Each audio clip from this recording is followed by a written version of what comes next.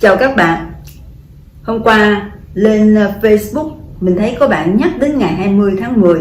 Mình mới nhớ vài ngày nữa là đến ngày Phụ nữ Việt Nam rồi. Vì vậy mà mình có một cái món quà muốn gửi đến cho các bạn nhân ngày Phụ nữ Việt Nam 20 tháng 10 năm nay. Thật ra thì đây cũng chỉ là để đáp ứng những cái yêu cầu của các bạn đã gửi đến cho mình từ lâu mà mình chưa thực hiện được. Có rất nhiều những cái yêu cầu của các bạn gửi đến cho mình, nhưng cho đến nay mình vẫn chưa thực hiện hết. Và cũng nhân cái dịp này thì mình cũng gửi lời xin lỗi đến các bạn. Rồi các bạn hãy chờ đi từ từ, mình có dịp thì mình sẽ thực hiện thôi. Có nhiều người nói rằng phụ nữ chúng ta vốn có nhiều cái giả tạo. Các bạn có đồng ý không? Các bạn thấy giới nghệ sĩ của chúng ta có nhiều người mặt mộc thì rất là bình thường, thậm chí có nhiều người rất xấu, nhưng khi lên hình thì lại ngời ngời. Có một cái giả mà không phải ai cũng có điều kiện hay là biết cách để thực hiện, đó chính là làm tăng vòng một. Làm đẹp thì nó là một nhu cầu thiết yếu thôi. Có gì sai đâu khi mà chúng ta gửi cái đẹp đến cho mọi người, phải không? Chỉ có điều là chúng ta đừng quá sa đà, quá lạm dụng và bám vào nó thì chúng ta sẽ khổ. Bởi vì sắc tướng dẫu sao cũng vốn chỉ là không, phải không các bạn? Hiện nay có nhiều loại thuốc giúp tăng vòng một. Mình không biết hiệu quả như thế nào, và mình không biết liệu có gì trong đó. Và cái đẹp của mình phải là một cái đẹp bền vững. Chúng ta không chỉ đẹp trong thời điểm hiện nay, rồi để về sau chúng ta phải nhận một cái hậu quả như thế nào mình chưa lường hết được. Làm sao phải để khỏe đẹp cho đến năm 60, 70, 80 tuổi. Đó mới là điều cần thiết, phải không? Vậy chúng ta cần làm gì để cải thiện vòng một? Mình muốn các bạn ôn lại về những bài học căn bản của diện chẩn, 12 động tác xoa mặt, 6 vùng phản chiếu hệ bạch huyết, cũng vẫn những câu nói quen thuộc. Hôm nay mình chỉ muốn nhấn mạnh cho các bạn về một cái động tác thôi. Trong 12 động tác xoa mặt, chúng ta có cái động tác mà xoa xung quanh mắt 30 vòng. Các bạn hãy nhớ rằng con mắt của chúng ta phản chiếu buồng trứng, và nó cũng là bầu ngực của chúng ta. Thế thì khi mà chúng ta tác động, nó sẽ giúp kích thích cho buồng trứng hoạt động. Mà buồng trứng là nơi sản xuất nội tiết tố của cơ thể. Những nội tiết tố đó nó ảnh hưởng đến toàn bộ cơ thể của chúng ta. Vì vậy mà sẽ rất là hiệu quả nếu chúng ta thường xuyên tác động vào vùng mắt. Và con mắt cũng còn là phản chiếu của cái bầu ngực của chúng ta. Chúng ta tác động giúp kích thích lưu thông máu, làm cho máu tập trung vào, nuôi dinh dưỡng vào bầu ngực của chúng ta, thì nó sẽ cải thiện được vòng một. Chúng ta có nhiều cách với nhiều cái dụng cụ có thể tác động vào. Có thể là các bạn dùng cây cào. Nếu các bạn chỉ có cây cào, các bạn có thể cào hướng tâm, hướng vào cái con mắt. Nếu các bạn thấy như vậy thì nó các bạn không thích, các bạn cũng có thể lăn.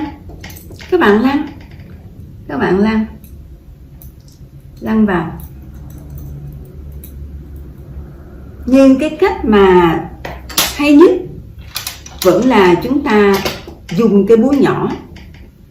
Cái búa nhỏ này rất là lợi hại luôn.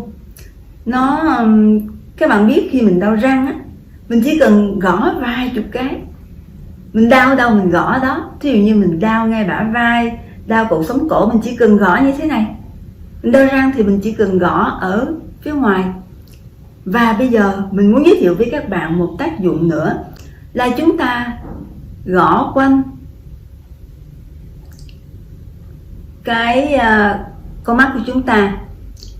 Các bạn gõ kỹ mỗi bên như vậy á, cũng khoảng 2 phút. Các bạn siêng thì các bạn có thể gõ thêm một tí, thì hai con mắt tổng thời gian chúng ta gõ cũng chỉ khoảng 5 phút thôi. Chứ các bạn gõ kỹ, nơi nào mà các bạn nghe đau á, thì các bạn gõ kỹ lại hơn. Các bạn gõ xung quanh mắt như thế này, tập trung vào ngay cái vị trí huyệt ở dưới tròng đen con mắt nè. Đây là huyệt 73. Các bạn gõ ở ngay hai đầu mắt kỹ, rồi ở trên, nói chung là chỗ nào mà các bạn nghe đau thì các bạn cứ gõ. Các bạn gõ vào cả hai mắt. Nó vừa giúp cho tăng nội tiết tố, vừa kích thích lưu thông máu, vừa làm giảm nếp nhăn, và đồng thời nó còn làm cho sáng mắt. Diện chẩn nó có một cái hay là nhiều khi chúng ta chữa cái bệnh này thì nó lại có thể chữa luôn được cả những cái bệnh có liên quan, những cái bộ phận có liên quan khác. Đây là cách chữa phản chiếu ở trên con mắt. Sau đó các bạn sẽ tác động trực tiếp vào ngay bộ ngực. Có quá nhiều dụng cụ hôm nay mình sẽ giới thiệu với các bạn. Đầu tiên các bạn sẽ lăn ở mé ngoài, từ trên các bạn lăn xuống, và mé trong này các bạn sẽ lăn từ dưới lăn lên. Các bạn lăn, các bạn thấy không? Các bạn lăn như thế này, mỗi đường như thế này các bạn lăn 30 cái đi, hoặc lăn hơn cũng được. Các bạn lăn, rồi các bạn lăn từ ở mé sau lưng, các bạn kéo vuốt ra. Các bạn nhớ là các bạn lăn trực tiếp trên da, chứ không phải lăn ở trên qua lớp áo như thế này thì sẽ không có hiệu quả nha. Các bạn lăn từ sau ra trước, rồi các bạn lăn ở trên, rồi các bạn lăn ở dưới, lăn lên. Đó là bước đầu tiên chúng ta dùng cây lăn. Cây lăn cầu gai đôi lớn, sau đó chúng ta sẽ dùng cây lăn cầu gai đôi nhỏ. Các bạn lăn cả hai bên nhé, mình chỉ làm một bên cho các bạn xem. Sau đó các bạn sẽ dùng cây lăn cầu gai đôi nhỏ, các bạn lăn trực tiếp vào cái vùng ngực. Các bạn lăn từ xung quanh cái bầu ngực, các bạn lăn vào. Nó hướng tâm là cái đầu ngực của chúng ta.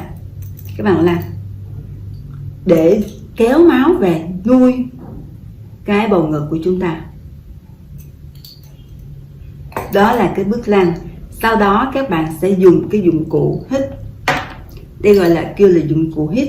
Thì các bạn, nó có cái dụng cụ hít lớn như thế này. Các bạn cũng hít vào, và cái dụng cụ hít này nó tương đối khó sử dụng, bởi vì nó có thể làm cho chúng ta đau. Các bạn phải làm một thời gian các bạn mới biết cách sử dụng như thế nào. Rồi các bạn kéo cũng như thế, các bạn kéo xung quanh, các bạn kéo lên. Ở dưới thì các bạn kéo lên, ở bên sau thì các bạn kéo ra trước, ở trên các bạn kéo xuống. Sau đó chúng ta lại dùng cái dụng cụ hít sừng nhỏ, giống như cái lăn thì chúng ta cũng có một cái hít sừng nhỏ. Chúng ta cũng lăn trực tiếp vào cái vùng ngực, ngay cái phần bầu ngực. Mình rút kinh nghiệm á, thì bởi vì đây mình có hai cái, một cái quá lớn và một cái quá nhỏ, phải không? Rút kinh nghiệm thì có lẽ hay nhất là chúng ta nên mua một cái bộ trung. Tức là nó không quá lớn, nó cũng không quá nhỏ, và chúng ta hoàn toàn sử dụng rất là tiện trên mặt cũng như là trên thân, chỉ với một cái dụng cụ là hít trung thôi. Và chúng ta cũng có một cái dụng cụ hít bằng đồng. Sau khi chúng ta làm mỗi cái dụng cụ như vậy, chúng ta làm khoảng 5 phút là chúng ta thấy cơ thể nó nóng lên rồi. Vì vậy mà sau đó chúng ta sẽ dùng cái cây hít đồng, cũng là một cây hít đồng lớn, một cây hít đồng nhỏ. Và nếu các bạn mua dụng cụ bằng trung á, thì các bạn chỉ cần một cây hít sừng trung và một cây hít đồng trung. Thì các bạn lan cũng lan như vậy, lan trên bầu ngực, hướng vào cái đầu ngực, nó kéo máu về, nó nuôi cái bầu ngực. Và nhất là cái dụng cụ bằng đồng này thì nó lại có tác dụng làm nở. Thành ra bao giờ cũng vậy, các bạn dùng cái cây lăn sừng, cây hít sừng xong cơ thể nó nóng lên, và các bạn dùng cái cây lăn đồng để cho nó làm mát cơ thể lại. Cái dụng cụ của mình nó hơi bị chuyển qua màu xanh. Có bạn nào biết cái cách để mà giải quyết nó hay không thì comment lên giúp cho mình. Mình chưa biết giải quyết như thế nào, mình sử dụng rất nhiều cách rồi mà nó vẫn cứ xanh như vậy. Cảm ơn các bạn trước. Thì sau khi mà chúng ta đã lăn, đã hít rồi, các bạn hoàn toàn có thể dùng những cái dụng cụ nào các bạn có. Thí dụ như các bạn có con bọ lõm thì các bạn có thể vuốt từ dưới ngực lên. Nếu không có con bọ lõm, các bạn dùng cái cây này, các bạn cũng vuốt từ dưới lên. Mục đích là chúng ta để kích thích cho máu lưu thông mà. Hoặc là các bạn có cái cây này, các bạn cũng làm được luôn. Các bạn kéo, vuốt lên. Và sau đó, cho dù là có dụng cụ hay không, nếu có dụng cụ chúng ta cũng làm cái động tác kế tiếp này. Và nếu không có dụng cụ thì chúng ta lại càng phải làm nhiều hơn. Đó là động tác thầy gọi là táp vú. Chúng ta cứ táp lên, và để tăng cái tần suất thì các bạn có thể dùng cả hai tay. Các bạn táp thì phải cho nó mạnh, chứ nếu mà chúng ta không phải chỉ là vuốt nhẹ nhẹ cho nó nâng lên, nhiều khi chúng ta làm như vậy thì nó lại còn sệ thêm. Vì vậy mà chúng ta phải táp mạnh, táp nhanh và mạnh, cả 100 cái chứ không ít nha các bạn. Nếu mà chúng ta muốn đạt được cái mục đích của mình thì mình phải tích cực lên. Chúng ta khi mà chúng ta tắm á, các bạn làm táp mạnh vào. Chúng ta cũng các bạn làm như thế này nè, một tay các bạn đẩy từ ở mé sau, rồi tay này các bạn vuốt từ ở đây, các bạn vuốt ra, các bạn vuốt ra. Các bạn cũng có thể dùng tay các bạn vuốt vào ngay giữa ngực này, các bạn đẩy. Đối với các bạn mà muốn cho nhanh có kết quả đó thì các bạn hoàn toàn có thể bấm thêm bộ huyệt. Mình sẽ giới thiệu với các bạn hai bộ huyệt. Một bộ huyệt thứ nhất là bộ huyệt để làm săn chắc ngực, gồm các huyệt. Thứ nhất là huyệt 73, nằm ở giữa tròng đen con mắt, kéo xuống đến ngay trên cái bờ xương hốc mắt nè, bên trái, bên phải. Cái đến là huyệt 60, nó là cái huyệt thuộc về tim để giúp kéo máu về. Thì cái huyệt 60 nó nằm ở ngay bên cái hõm, ở ngay hai bên gò má nè. Chúng ta ấn vào, chúng ta sẽ thấy một cái hõm này. Thì cái huyệt nó sẽ nằm ngang với lại cái huyệt 73. Từ huyệt 73 chúng ta kéo ra là huyệt 60, bên trái, bên phải. Cái đến là huyệt 39, từ ngay chân mũi kéo ngang qua, nằm trên nếp nhăn má miệng nè. Nó giúp cái dinh dưỡng để mà nuôi cái bầu ngực cho mình. Nó là huyệt thuộc về bao tử mà. Rồi cuối cùng là huyệt 37, trung điểm của đường cong cánh mũi kéo ngang qua, giữa tròng đen con mắt kéo xuống, chỉ có ở bên trái. Các bạn có thể bấm thêm bộ huyệt nội tiết tố mở rộng. Đây là bộ huyệt mình học được của thầy Lý Văn Kiệt, con rể của thầy Bùi Quốc Châu. Gồm các huyệt. Thứ nhất là huyệt 26, nằm giữa hai đầu mày. Cái đến là huyệt số 8, nằm trên sống mũi và đi ngang qua tâm của tròng đen hai con mắt. Huyệt 20 nằm ở hai bên huyệt số 8, bên trái, bên phải. Huyệt 61 nằm ngay hốc mũi, bên trái, bên phải. Huyệt số 7 nằm ngay giữa lỗ mũi, kéo xuống đến cái đường đi ngang qua nhân trung. Bên trái, bên phải, huyệt 113, từ ngay chân cánh mũi ở mé ngoài nhé. Các bạn kéo xuống ngang huyệt số 7.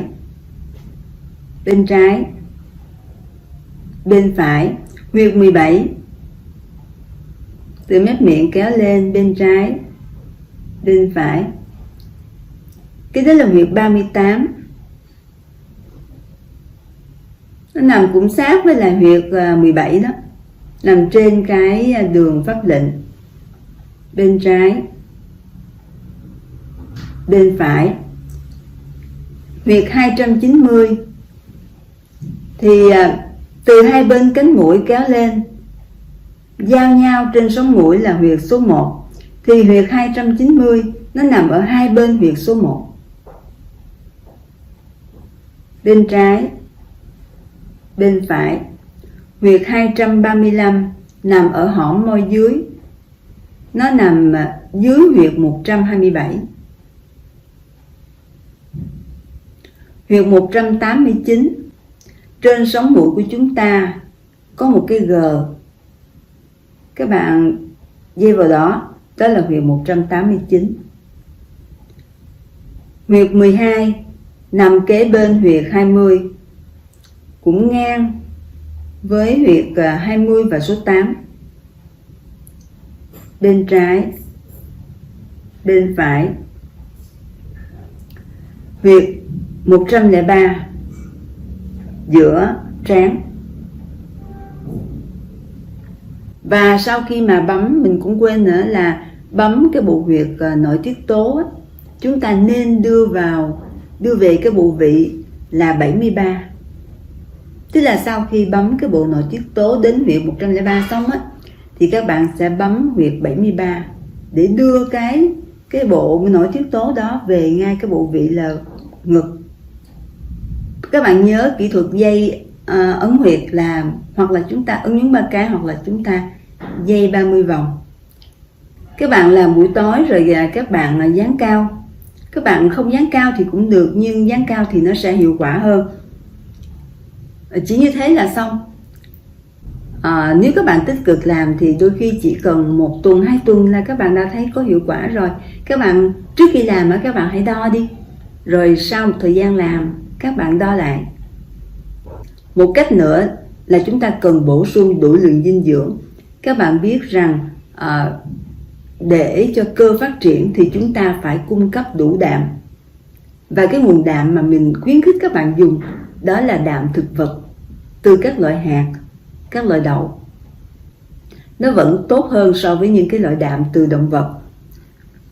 Và có một cái thực phẩm mà qua đây mình cũng muốn giới thiệu với các bạn, đó là tempeh. Hôm rồi khi mình làm cái video về tempeh, mình đã quên nói về cái điều này. Tempeh có thể giúp cho tăng vòng một. Cái lượng đạm là đậu nành có một cái lượng protein rất cao, thì nó giúp cho cơ phát triển rất là tốt, giúp cho vòng 1 phát triển nhanh hơn. Thì đây là một cái kinh nghiệm mình sẽ cố gắng trong thời gian sớm nhất để có thể giới thiệu với các bạn về video làm tempeh. Mình không hứa là khi nào, nhưng mình sẽ cố gắng hết sức có thể. Hy vọng là đây sẽ là một cái món quà có ý nghĩa đối với các bạn. Và các bạn biết không, cho dù là các bạn đang ở cái trường hợp nào đi nữa, thì với những cái tác động mà mình vừa chia sẻ cho các bạn thường xuyên đều đặn làm, thì nó sẽ giúp cho các bạn có một cái bầu ngực. Các bạn ngực nhỏ, các bạn vẫn có thể có cái bầu ngực. Các bạn đang bị chảy xệ, các bạn sẽ giúp cho săn chắc lên, nó tạo thành một cái bầu ngực. Và nếu các bạn chịu khó thường xuyên làm, thậm chí cho đến 70 tuổi, 80 tuổi, các bạn vẫn sẽ giữ được cho mình một cái bầu ngực. Nó không lớn lắm, nhưng nó vẫn có một cái bầu ngực. Chứ chúng ta không mất luôn hoặc là không bị chảy xệ nữa. Các bạn hãy làm đi rồi các bạn sẽ thấy hiệu quả. Hy vọng rằng đây sẽ là một cái món quà có ý nghĩa đối với chị em phụ nữ chúng ta. Mong là các bạn sẽ có nhiều niềm vui. Nhân ngày Phụ nữ Việt Nam thì mình xin chúc cho chị em chúng ta ngày càng trẻ, khỏe, đẹp. Xin cảm ơn các bạn đã lắng nghe.